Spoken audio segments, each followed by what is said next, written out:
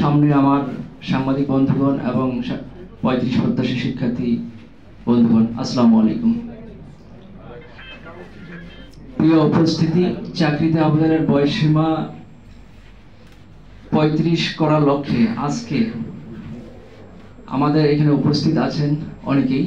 দেখেন, 162টা দেশে চাকরিতে আবেদনের বয়সসীমা ন্যূনতম 35, 40, 45 এবং কোনো দেশে তা উন্মুক্ত।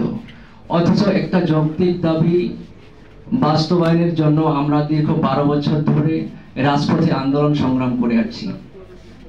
বিগত স্বৈরাচার সরকার বিভিন্ন সময়ে বিভিন্ন আমাদের মিথ্যা আশ্বাস দিয়েছিল এবং অনেক সময় অনেক উদ্ভট কথা বলেছিল নাকি বয়সসীমা বৃদ্ধি করলে বেকারত্ব বাড়বে, যেখানে আমাদের জাতীয় অর্থনীতিবিদগুলো বলেছিলেন যে বয়স বৃদ্ধির সাথে বেকারত্বের কোনো সম্পর্ক নাই। এই দাবিটি বাস্তবায়নের লক্ষ্যে আমাকে এই সরকার আমাকে বারবার মিথ্যা মামলা দিয়েছে। আমার 14 দিন পর্যন্ত জেলে থাকতে হয়েছিল। তো তবুও আমরা এই মামলার বোঝা, মানে এই হাজিরার বোঝা মাথায় নিয়ে আমরা দীর্ঘদিন ধরে এই যৌক্তিক দাবিটি বাস্তবায়নের জন্য রাজপথে এখনো আছি।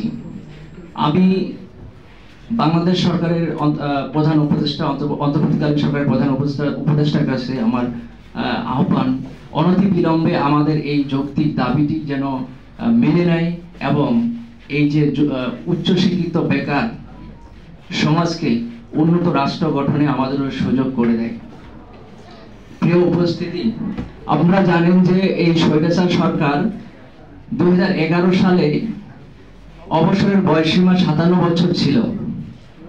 তিনি প্রবেশের বয়সসীমা বৃদ্ধি না করে 2011 সালে 57 থেকে 59 করেছিল।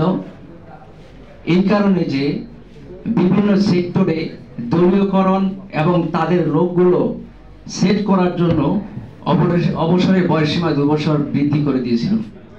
আমরা বারবার মাঠে প্রতিবাদ করে এসেছি, বিভিন্ন আন্দোলন সংগ্রাম করে এসেছি, অনেক শান্তিপূর্ণভাবে অহিংসভাবে আন্দোলন করেছি। এই অহিংস আন্দোলন করার কারণেও আমাদের ভাই বোনরা যেহেতু দীর্ঘদিন ধরে আমরা এই রাজপথে আছি দাবিটি বাস্তবায়নের লক্ষ্যে, আশা করি অনতিবিলম্বে আমাদের এই দাবিটি মেনে নেবেন এবং আমাদেরকে পড়ার টেবিলে ফিরে যাওয়ার জন্য উৎসাহিত করবেন।